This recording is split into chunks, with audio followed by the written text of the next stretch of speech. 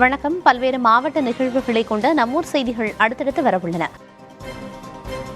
விடுமுறை தினத்தையொட்டி கன்னியாகுமரியில் சூரிய உதயத்தை காண சுற்றுலா பயணிகள் குவிந்தனர். முக்கடலும் சங்கமிக்கும் திரிவேணி சங்கமம் சங்கிலித்துறை கடற்கரை பகுதியில் சூரியன் உதயமாகும் காட்சியை காண அதிகாலையிலேயே ஏராளமானோர் குவிந்தனர். ஆனால் மேகமூட்டம் காரணமாக சூரிய உதயமாகும் காட்சியை பார்க்க முடியாமல் சுற்றுலா பயணிகள் ஏமாற்றமடைந்தனர்.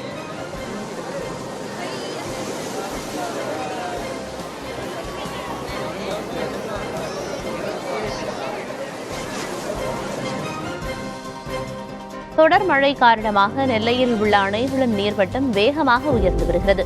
பாபநாசம் அணைக்கு நீர்வரத்து 3076 கன அடியாக உள்ள நிலையில் நீர்மட்டம் ஒரே நாளில் 2 அடி உயர்ந்துள்ளது. இதேபோல சேர்வலாறு அணையின் நீர்மட்டமும் ஒரே நாளில் 8 அடி உயர்ந்துள்ளது.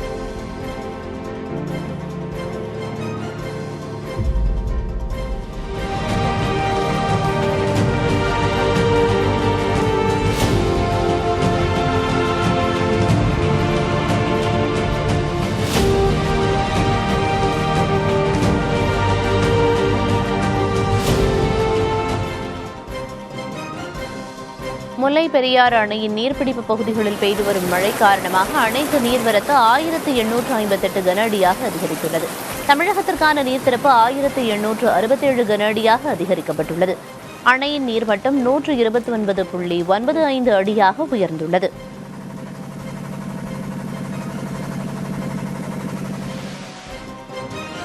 வளிமண்டல மேலடுக்கு சுழற்சி காரணமாக தமிழகத்தில் 6 மாவட்டங்களில் இன்றும் நாளையும் மழை பெய்யும் என்று சென்னை வானிலை ஆய்வு மையம் கணித்துள்ளது. நீலகிரி, கோவை மாவட்டங்களின் மலைப்பகுதிகளில் கனமழை பெய்ய வாய்ப்புள்ளதாக தெரிவிக்கப்பட்டுள்ளது. தேனி, தென்காசி, கன்னியாகுமரி, நெல்லை மாவட்ட மலைப்பகுதிகளிலும் மழை பெய்யும் என கணிக்கப்பட்டுள்ளது. சென்னையை பொறுத்தவரை ஒரு சில இடங்களில் மழை பெய்ய வாய்ப்புள்ளதாக தெரிவிக்கப்பட்டுள்ளது.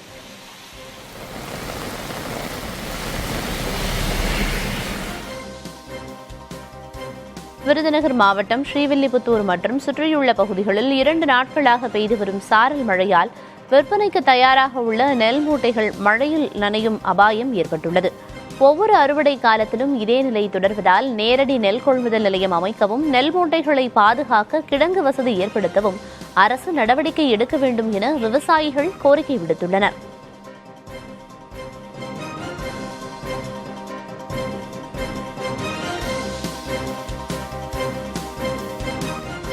தென்காசி மாவட்டம் குற்றாலத்தில் சாரல் திருவிழாவையொட்டி அருவிகளும் கலைவாணர் கலையரங்கமும் வண்ண விளக்குகளால் ஜொலித்தன. குறிப்பாக மெயினருவியில் தேசிய கொடியின் மூவர்ண நிற விளக்குகளும் லேசர் ஒளி விளக்குகளும் அமைக்கப்பட்டிருப்பது காண்போரை வெகுவாக கவர்ந்தது. தற்போது அருவிகளில் குளிக்க தடை விதிக்கப்பட்டிருந்தாலும் இந்த ஒளிரும் காட்சிகளை காணவே ஏராளமான சுற்றுலா பயணிகள் குற்றாலத்திற்கு வந்த வண்ணம் உள்ளனர். சாரல் திருவிழா காரணமாக தென்காசி நகரமும் விழாக்கோலம் பூண்டுள்ளது.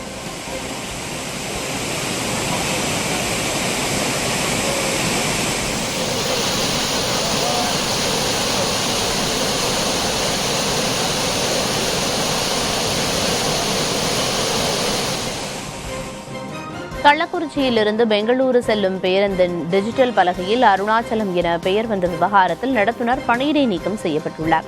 கள்ளக்குறிச்சி அரசு போக்குவரத்து பணிமனை எண் ஒன்றைச் சேர்ந்த பேருந்து தினந்தோறும் இரவில் பெங்களூரு புறப்படுகிறது. அண்மையில் இந்த பேருந்தின் டிஜிட்டல் பலகையில் அருணாச்சலம் என்ற ஊர் தோன்றியது. இதுகுறித்த காட்சிகள் சமூக வலைதளங்களில் வைரலாகின. இதையடுத்து அந்த பெயர் நீக்கப்பட்டது. அந்த பேருந்தின் நடத்துனர் விஜயராகவன் பணியிடை நீக்கம் செய்யப்பட்டார். வரதட்சணை கொடுமை வழக்கில் கைதான காவலர் பூபாலனை வரும் 25ஆம் தேதி வரை நீதிமன்ற காவலில் அடைக்க மதுரை மாவட்ட கூடுதல் மகளிர் குற்றவியல் நீதிமன்றம் உத்தரவிட்டது. மதுரை அப்பன் திருப்பதி காவல் நிலையத்தில் இளம்பெண் அளித்த புகாரின் அடிப்படையில் அவரது கணவரான காவலர் பூபாலன், மாமனார் செந்தில்குமரன், மாமியார் விஜயா மற்றும் நாத்தனார் அனிதா ஆகியோர் மீது வழக்கு பதிவு செய்யப்பட்டது. இவர்களில் பூபாலன் மற்றும் அவரது தந்தை செந்தில்குமரன் ஆகியோர் ஏற்கனவே பணியிடை நீக்கம் செய்யப்பட்டனர் என்பது குறிப்பிடத்தக்கது.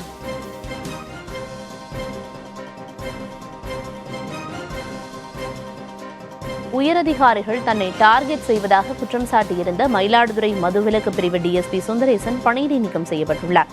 அடிப்படை ஆதாரமற்ற குற்றச்சாட்டுகளை கூறி பேட்டியளித்து பொது ஊழியருக்கான விதிகளை மீறி ஒழுங்கீன செயலில் ஈடுபட்டதாக கூறி உள்துறை செயலாளர் இந்த நடவடிக்கையை எடுத்துள்ளார். முன்னதாக இந்த விவகாரம் குறித்து விசாரணை நடத்திய தஞ்சாவூர் சரக டிஐஜி டிஎஸ்பி சுந்தரேசன் மீது ஒழுங்கு நடவடிக்கை எடுக்க பரிந்துரைத்திருந்தார். நெல்லை மாவட்டம் மன்னார்புரத்தில் கட்டுப்பாட்டை இழந்த கார் மீது லோடு ஏற்றி வந்த மினி லாரி மீது மோதி பேக்கரி வாசலில் புகுந்தது. கார் மோதியதில் மினி லாரி கவிழ்ந்து மீன்கள் சாலையில் சிதறின. மேலும் மீன்லோடு வண்டியை ஓட்டி வந்த ஓட்டுநர் முருகன் மற்றும் அவரது தந்தை ராஜ் ஆகியோருக்கு லேசான காயம் ஏற்பட்டது. சிசிடிவி காட்சிகள் அடிப்படையில் காவல்துறையினர் வழக்குப்பதிவு செய்து விசாரணை நடத்தி வருகின்றனர்.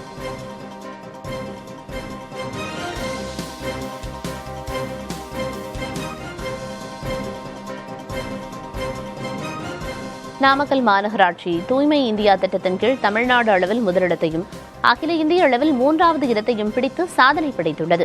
மத்திய வீட்டு வசதி மற்றும் நகர்ப்புற விவகாரங்கள் அமைச்சகம் நடத்திய கணக்கெடுப்பில் நாமக்கல் மாநகராட்சியின் திடக்கழிவு மேலாண்மை பணிகள் சிறப்பாக இருந்தது கண்டறியப்பட்டது. இதற்கு அங்கீகாரமாக டெல்லியில் நடைபெற்ற விழாவில் பிரதமர் நரேந்திர மோடி நாமக்கல் மாநகராட்சி மேயர் கலாநிதி மற்றும் துணை மேயர் பூபதி ஆகியோரிடமும் விருதையும் பாராட்டுச் சான்றிதழையும் வழங்கி கௌரவித்தார். நீலகிரி மாவட்டம் உதகையின் முக்கிய சுற்றுலா தலமான தொட்டபெட்டா காட்சிமுறை பகுதியில் கரடி நடமாட்டம் இருப்பதாக வனத்துறையினர் எச்சரித்துள்ளனர். சமீப காலமாக குடியிருப்புகளிலும் சுற்றுலா தலங்களிலும் வனவிலங்குகள் நடமாட்டம் அதிகரித்துள்ள நிலையில் இந்த அறிவிப்பு வெளியாகியுள்ளது. சுற்றுலா பயணிகள் கவனமுடன் இருக்க வேண்டும் என்றும் கரடியை பார்த்ததும் வாகனங்களை நிறுத்தி புகைப்படம் எடுப்பதை தவிர்க்க வேண்டும் என்றும் வனத்துறையினர் கேட்டுக் கொண்டுள்ளனர்.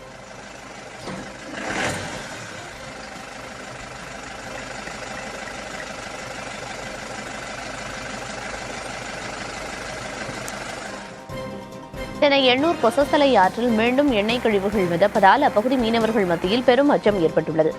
இந்த ஆறு எண்ணூரை சுற்றியுள்ள 8 மீனவ கிராம மக்களுக்கு மீன்பிடி தொழிலின் முக்கிய ஆதாரம். கடந்த காலங்களில் ஏற்பட்ட வெள்ளத்தின் போது எண்ணெய் நிறுவனங்களிலிருந்து வெளியேறிய கழிவுகள் ஆற்றில் கலந்து பெரும் பாதிப்பை ஏற்படுத்தின. தற்போது மீண்டும் எண்ணெய் படலங்கள் ஆற்றில் தென்படுவது அப்பகுதி மக்களிடையே பெரும் பரபரப்பை ஏற்படுத்தியுள்ளது.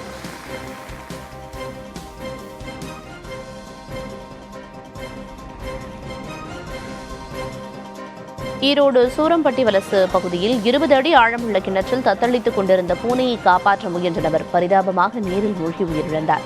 தேநீர் கடைக்கு அருகில் உள்ள கிணற்றில் பூனை தத்தளிப்பதை கண்ட கணேசன் என்பவர் உடனடியாக இறங்கியுள்ளார். பூனையை பிடித்த நிலையில் எதிர்பாராத விதமாக நீரில் மூழ்கியுள்ளார்.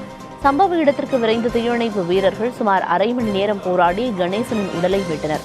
இந்த சம்பவத்தில் பூனையும் உயிரிழந்துள்ளது. நீலகிரி மாவட்டம் கூடலூர் சுற்றுவட்டார பகுதிகளில் சிறுத்தைகளின் நடமாட்டத்தால் இரவு நேரங்களில் வெளியே செல்ல மக்கள் அச்சப்பட்டு வருகின்றனர். குறிப்பாக வளர்ப்பு நாய்களை வேட்டையாட குடியிருப்பு பகுதிகளுக்கு சிறுத்தைகள் வருவதாக கூறப்படுகிறது. இந்நிலையில் கூடலூர் அருகே உள்ள கோழிப்பாலம் மற்றும் புத்தூர் வயல் பகுதிகளில் சிறுத்தைகள் நடமாடும் சிசிடிவி காட்சிகள் வெளியாகியுள்ளன.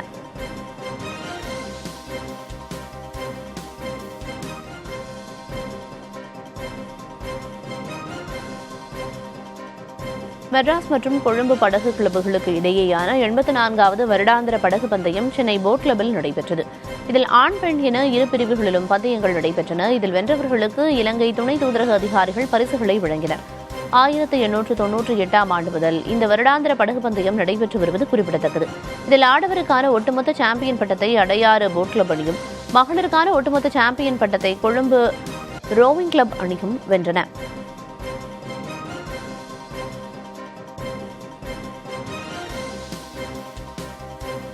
கரூர் மாவட்டம் குளித்தலை அரசு மாவட்ட தலைமை மருத்துவமனையில் சிகிச்சை பெற்று வந்த மனைவியை கணவர் கொலை செய்த சம்பவம் அதிர்ச்சியை ஏற்படுத்தியுள்ளது.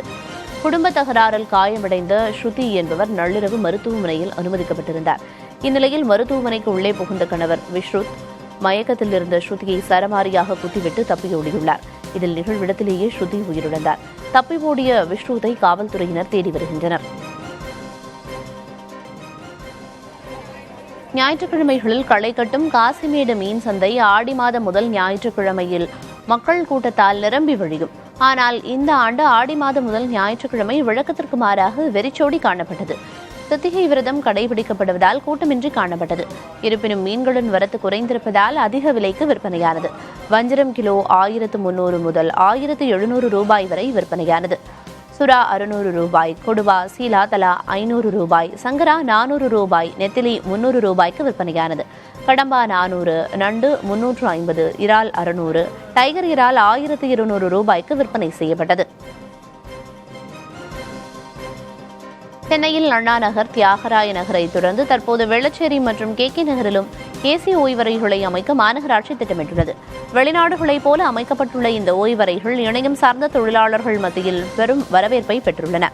இந்நிலையில் இந்த இரு புதிய ஏசி ஓய்வறைகளுக்காக சுமார் 50 லட்சம் ரூபாய்க்கான ஒப்பந்தத்தை மாநகராட்சி அறிவித்துள்ளது.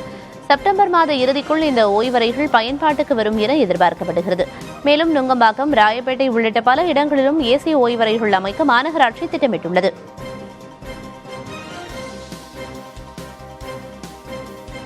தமிழகத்தில் முதல் முறையாக கோவை அரசு மருத்துவமனையில் இரத்த பரிசோதனை முடிவுகள் விரைந்து கிடைக்கும் வகையில் பார்கோட் மற்றும் ஆன்லைன் பதிவு முறை செயல்பாட்டிற்கு கொண்டுவரப்பட்டுள்ளது.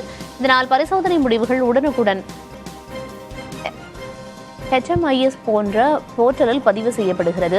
பரிசோதனை முடிவுக்காக மருத்துவர்கள் காத்திருக்கவோ ஊழியர்கள் தாள்களை எடுத்துக்கொண்டு அலையவோ தேவையில்லை. பரிசோதனை முடிவுகளை எப்போது வேண்டுமானாலும் எதிர்காலத்தில் பார்த்து தெரிந்து கொள்ள முடியும் என மருத்துவர்கள் தெரிவிக்கின்றனர். தஞ்சாவூர் புதிய பேருந்து நிலையத்தில் வந்திறங்கும் பயணிகள் மற்றும் மருத்துவக் கல்லூரி மருத்துவமனை பணியாளர்கள் மருத்துவமனைக்கு செல்ல சுமார் 10 அடி உயரமுள்ள சுற்றுச்சுவரை தாண்டி குதித்து செல்லும் காட்சிகள் சமூக வலைதளங்களில் பரவி வருகின்றன. புதிய பேருந்து நிலையத்திலிருந்து மருத்துவமனைக்கு நேரடி பேருந்து வசதி இல்லாததாலும் சுமார் 2 கிலோமீட்டர் சுற்றிச் செல்ல வேண்டியிருப்பதும் இந்த அவலத்திற்கு காரணம் என கூறுகின்றனர்.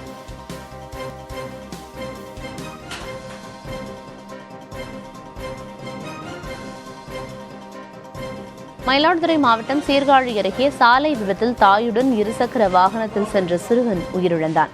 தஞ்சாவூர் வடக்குவாசல் பகுதியைச் சேர்ந்த மைதிலி என்பவர் தனது 2 மகன்களுடன் சீர்காழியில் உள்ள உறவினர் வீட்டிற்கு இருசக்கர வாகனத்தில் வந்துள்ளார். சட்டநாதபுரம் அருகே தனியார் சுற்றுலா பேருந்தை முந்திச் சென்றபோது எதிரே வந்த மற்றொரு இருசக்கர வாகனத்தில் மோதி விபத்துக்குள்ளாகி இருக்கிறது. இதில் மைதிலியுடன் இருசக்கர வாகனத்தில் வந்த அவரது மகன் சரவணகுமார் தவறி கீழே விழுந்ததில் அவ்வழியே வந்த பேருந்து சக்கரத்தில் சிக்கி நிகழ்விடத்திலேயே உயிரிழந்தார்.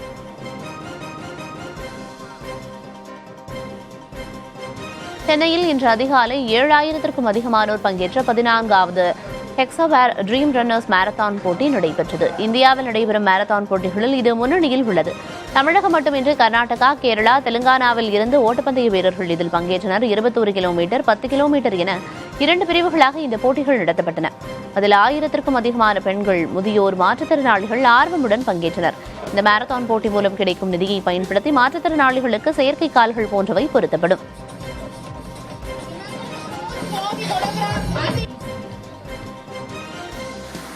நாகை மாவட்டம் கீழ்வேளூர் அருகே புதிதாக கட்டப்பட்ட ஊராட்சி மன்ற நுழைவு வாயில் பகுதியில் குடிநீர் கசிந்து ஆறு போல் ஓடியது. தேமங்கலம் ஊராட்சி மன்ற அலுவலக நுழைவு வாயிலின் கீழே குடிநீர் செல்லும் குழாய் புதைக்கப்பட்டுள்ளது. இந்நிலையில் நுழைவு வாயில் பகுதியில் பதிக்கப்பட்டிருந்த தளத்தை உடைத்துக் கொண்டு தண்ணீர் வெளியே வந்து ஆறு போல் ஓடியது. இதுகுறித்து பொதுமக்கள் தகவல் தெரிவித்ததை அடுத்து குடிநீர் விநியோகம் நிறுத்தப்பட்டது.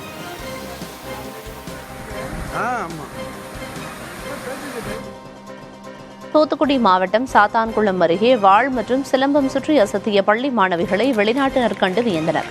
சாத்தான்குளம் அருகே அம்பலசேரியில் ஊராட்சி ஒன்றிய நடுநிலைப்பள்ளி சுற்றுச்சுவர், கழிப்பறை, கலையரங்கம் மற்றும் பள்ளி முழுவதும் பெயிண்டிங் செய்து வண்ணமயமாக மாற்றப்பட்டுள்ளது. அதனை முன்னிட்டு நடைபெற்ற நிகழ்ச்சியில் வெளிநாட்டினர் கலந்து கொண்டு மாணவிகளின் சாகசங்களை கண்டு ரசித்தனர்.